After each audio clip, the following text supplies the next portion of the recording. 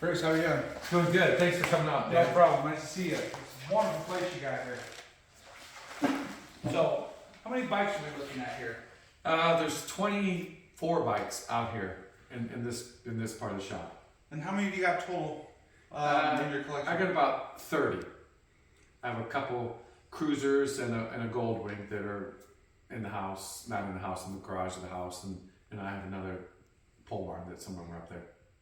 And so, you do a lot of drag racing or road course racing or street racing? I don't street race for sure. I feel that that's really, really dangerous. But obviously I drag race. There's about 6 or 7 of the bikes that I drag race. And my son Sean and I love going to track days at Heartland Park and Hastings. And you know, about half the bikes are track bikes as well. Gotcha. And so, here's a good one. How many wheelies have you pulled at the track on, say, accident per se? Most of the time that the bike wheelies will be for me doing an aggressive launch, maybe letting the clutch out too fast or giving it too much gas. I rarely get more than a 1 foot wheelie on the bike, and that actually slows the bike down when you pull a wheelie, for sure. Definitely. But nothing on the street. I'm not into any stunt riding or anything like that. I think that's very dangerous. Yeah, very good. You don't want to hurt yourself. Right. Or the bike, per se. So, does your wife support the hobby? Does she go to the track with you and watch you race? She came and watched me race stock cars once, but other than that, she doesn't mind me racing. But she doesn't come down. She keeps threatening to come down, but I never see her down. But she doesn't bother with me buying the motorcycles, but I don't really tell her either. I took a hint from my dad. If you want to buy a motorcycle, boat, car, apartment building, don't ask. Just buy it first, because if you ask, you're going to argue about it and buy it anyway. So he said that'll just save one argument, and I live by that. That's great advice. Yeah. That is awesome advice. What's the fastest that you went on any motorcycle here? What's the fastest time you got at the track? Well, the track, a couple times my trip home from work, between 370 and the Gretna exit, sometimes it's like wide open, and I've been 170 miles an hour on the BMW, and just 150 miles cruise is good. On the track, probably the fastest would it be in the quarter mile, and that would have been on the ZX14 at Kearney. I did 146 on it. Typically in the 8 miles, 120. But there are a few places on the road course that the leader bikes push up towards 150 miles an hour, lap after lap after lap for 20 minutes straight. And so how much does that affect your adrenaline going that fast and really getting to feel the power of the motorcycle? It's incredible. I mean, it's an experience because it's 20 minutes, and from when you pull out of the pits onto the track, you have to have 100% focus at all times, because one slight distraction or looking this way could be not a good ending. That's why one of the rules is you have to tape all the mirrors, headlights, and everything, because you don't look behind you. Obviously, they're track days. It's not a race.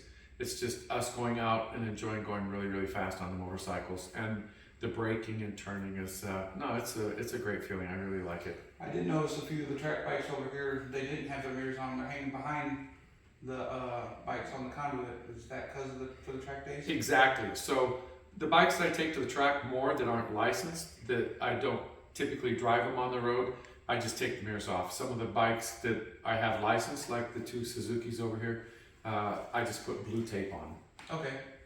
I've always wondered why that was, with seeing the tape on the mirrors of the motorcycle. Yeah, I mean, if you're going down the track and you just check, and it can happen that fast, you just spot look at your mirror, you could miss your braking zone or your turn in, and then that means that you're gonna go off the track. In that one quick second, you go 100 yards?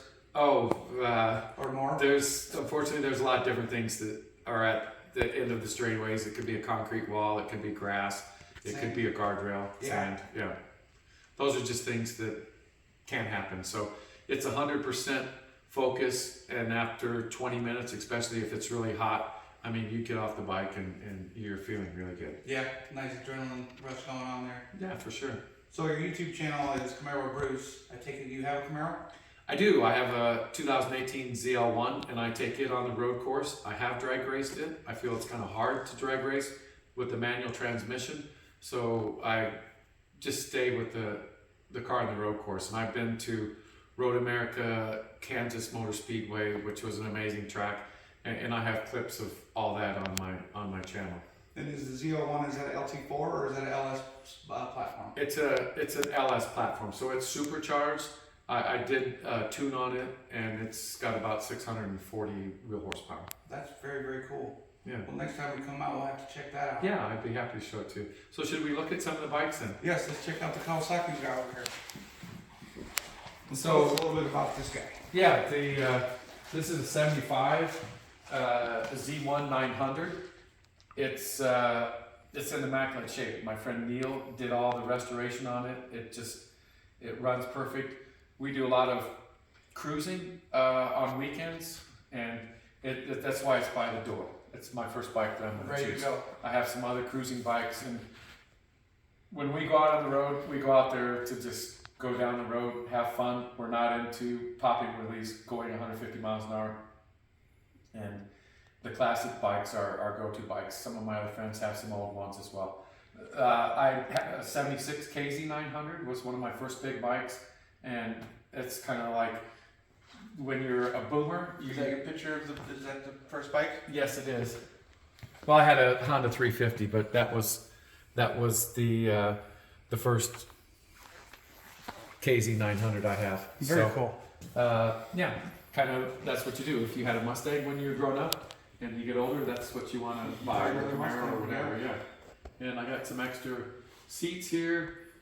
This is one of the suits that we wear. It's got protective things for the road course, elbows, and the little hump in here in the back is Even the shoulder pads are. yeah. If you snap your neck, this is supposed to catch the helmet from going way back on it. That's really cool. Yeah.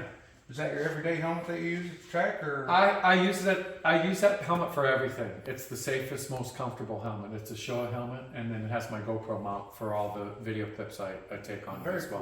cool. Is Yeah. it light or is it pretty It's heavy? very light. Yeah, it's probably 2 or 3 pounds at the most. Probably helps with the neck strain a little It bit. does, yeah. Well, I see you got a couple of Suzuki's here. They almost look identical. Can you tell me a little bit about those? The They're- differences? There are a couple of road course bikes. My son Sean races with me, and we just have a lot of fun. This is a Gixxer 1000R. Okay. And that's a Gixxer 600, and they're just amazing road bikes. These bikes do everything you want. The Gixxer is a little lighter, it's more nimble, and obviously the 1 liter bike, the 1000cc, has about a 60 horsepower advantage. And my son's always complaining that, Dad, do you have 60 extra horsepower? It's like, well, I have 60 extra pounds too. Well, there's your give and take right there. Yep. To the game. And let's tell us about this boost that you got here. Yeah, that's a drag bike. It's one of the first stretch bikes that I really got into. It's got a automatic air shifting system on it, and the boosters are such nice bikes to take down the track. They're so controlled, and for a heavier person, all the torque they have just really gets you down to the end of the track.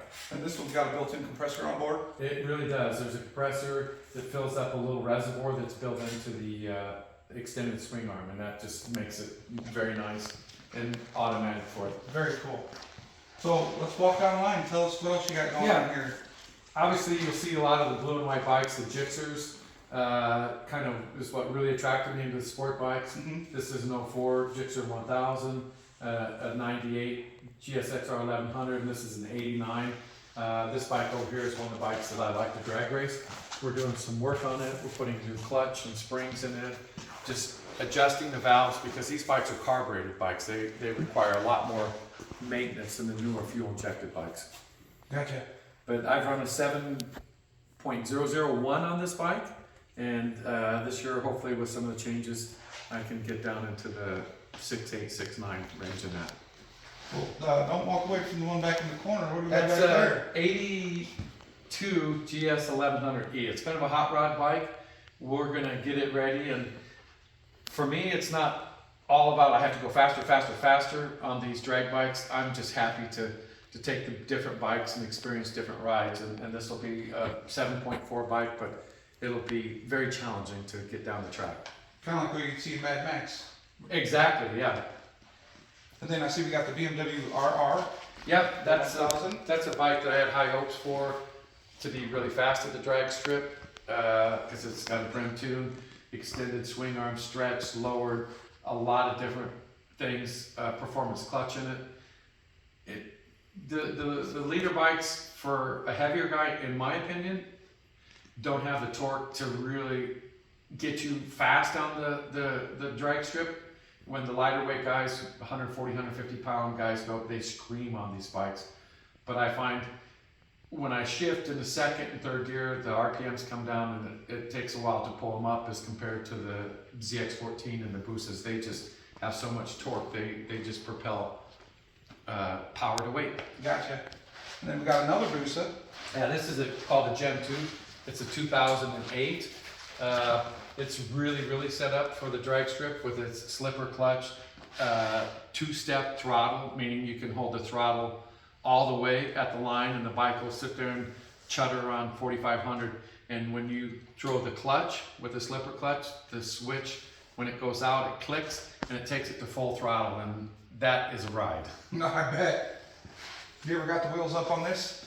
I haven't driven it enough. I have not, but I'm sure now that we had some issues with the fuel injection from running some MR12 fuel from the previous owner, and it launched good, but then it would cut out. So we've got all that taken care of. I look forward to seeing what it's going to do this spring. I can't wait to see it. So can you tell us a little bit about the wall here, the memorial you have here? My dad loved racing. He loved going to the Indianapolis 500, the Daytona 500. He built race cars. That's kind of what got us into racing. And, you know, he unfortunately passed away August of 2022. And I put all this stuff up here, his favorite stuff, from the flags to the Sunset Speedway. He was probably one of the first persons in 1957 to go there, and I guarantee he was the last one in 2000, and he might have missed one time a year. So one of the kids that I sponsor in their stock cars gave me this at my last party, and it's really a special thing to help remember my dad, and I remember him every day. Yeah, that's very cool. My dad used to work at Sunset Speedway. It was an awesome time for a Sunday night to go out and have a good time. The only place to be on Sunday night. Absolutely. And yeah, my dad was in the Navy, veteran, got his shells from when they did the 7-gun salute, his discharge, honorable discharge, and I even have $5 over there that I won from him in a bet. I took Jimmy Johnson, he took Carl Edwards. And Jimmy Johnson took the win. He did. He did that a lot. He sure did. What do we got here with the GSX? It's a 1000R, another leader bike that I struggled to get a good time on. I actually had a guy that was a 140-pound guy down at the track, experienced rider. I let him get on. He ran it to a 6.0, and it just goes to show power to weight makes a big thing. 6.6 is the best I could do on that. I also sponsor a guy, AJ Jurgensen, at I-80 Speedway, now closed, but he races stock cars, and he's a really good kid. It's fun to go out and watch the stock cars run as well. Will we see him at Eagle Raceway by chance? I don't think they're going to race at Eagle, but he will be at Harlem. Perfect. They race at Harlem. And then so we got a row of ninjas here. It's like the Teenage Mutant Ninja Turtles going on. You know, It's color coordinated. They are Yeah. really well. These are a lot of the leader and 600 bikes I bought a few years ago that were really super good value. I mean, you know, $3,500, $4,500, $5,000 for these beautiful bikes. They're all low miles, and these will be bikes that I take on the road course on track days. Fortunately, not racing. Yep. Just taking and going really fast on the bikes with nothing to prove, except that at the end of the day, you can load your bikes on the trailer and come home and have a very memorable weekend. Absolutely. And so these are where the mirrors would be, correct? Yep, exactly. And they've been taken off. It makes it easier. You don't have to tape it. And if you're conscious about slowing down, the mirrors would take them off would have less resistance. Gotcha. And you can see back there on the wall, they're hanging back there in case Yep. you want to throw them back on. Absolutely. And then so now we got another RR BMW. Yeah, that's a 2015 all stock. But the RR, and I have some reviews on my page head to head with the RR versus the Gixxer 1000. The RR is amazing. It has a lot of driver's aids, different modes, and it has absolutely amazing brakes. You can literally brake it with 2 fingers from going 130 miles an hour down to 40 miles an hour to make your turn in.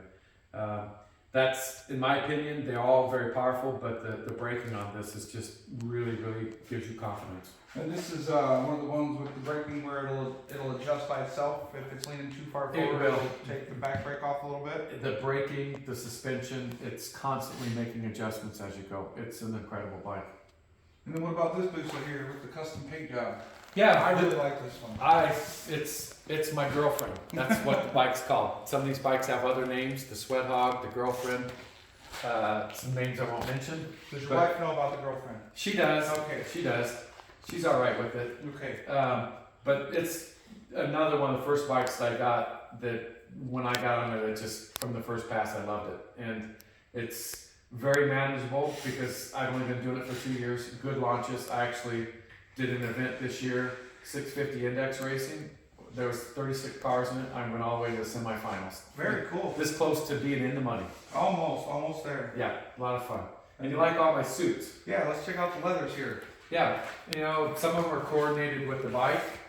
Obviously, the red and white ones back there, but these are kind of my dream suits. I have an extra large 3X, and then I have a 2X where I can get into, and then I have the dream one that I think I'd have to give about 210 pounds to get into it. But anyway, it goes good with the black. Yeah, there you go. And my son can wear it. And then how about the big Ninja here? The ZX14R is going to be the fastest bike, even over the Busa back there. This thing puts out 120 foot-pounds of torque. I have ridden it to a 6.2 in the 8th mile at 119.83 miles an hour. Just one click under 120. Yeah. But we're making some modifications. We're putting a clutch and an air shifting system in it, and a few less tacos, and I might get down to that 5.8, 5.9. A little more power, more tacos at the time. Is this a factory color or? It really is. In the certain light, the glitter effect in this, it's a beautiful bike, and yeah, it's all pretty much so stock, except being stretched right now, and the seat. We've taken some foam out of the seat. One of the most important things in drag racing is that it holds your butt into the seat, and you don't have to fight staying on the bike. Yeah. Otherwise, you're using your leg muscle on the pegs trying to hold on. Right. And then Well, I'm the one-leg wonder. I've been complained about because my leg's sticking out all the time. Because I start on one leg typically, except on some of the bikes with the automatic clutches. Right. And that I don't have to shift and I put them back. But on the bikes that I have to slide the clutch, I've been warned more than once to Put your leg on there. put my leg up. Yeah. So what are we working on here? What That's product? a 83 GS 1100 ES. And it's going to be one of our street bike cruisers. Just a bike in really good condition. All the plastics are really good. We had some problems with some valves in it. We redid the head, carburetors. We're going to put this back together. It's just going to be a great cruising bike to go down the road at 70 miles an hour. And is it kind of the same setup as that, motor-wise, or is it a little bit different?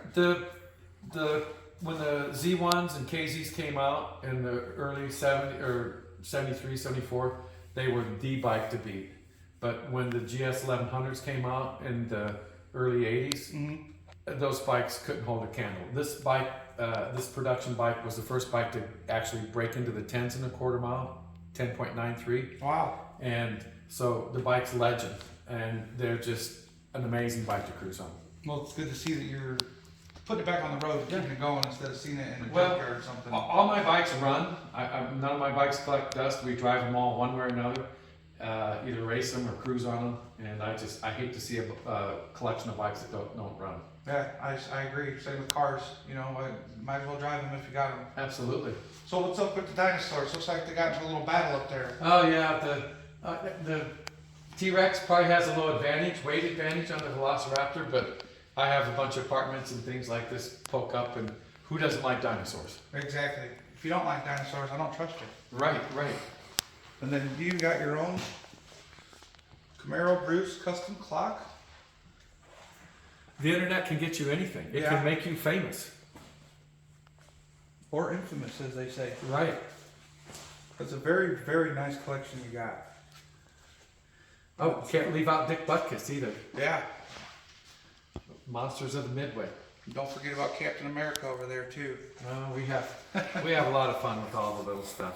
And then the memorial of your dad, of course. Another The memorial stuff of your and dad. all of his grandkids signing little things on it. Yeah, these are special, important things. That's very, very cool. Well, Daniel, I really appreciate you coming out. I want to make sure we give a shout out to my friend Jim. Without Jim Nice seeing you again. in the background, he helped me from when we were framing this to putting the metal all the way through, and he comes out and helps us work on the bikes till wee hours, and you'll see him down the drag strip every Friday night too. Yep, and I've seen you down there every night Yeah. or every weekend. You know, Well, you get a pan of this amazing shop.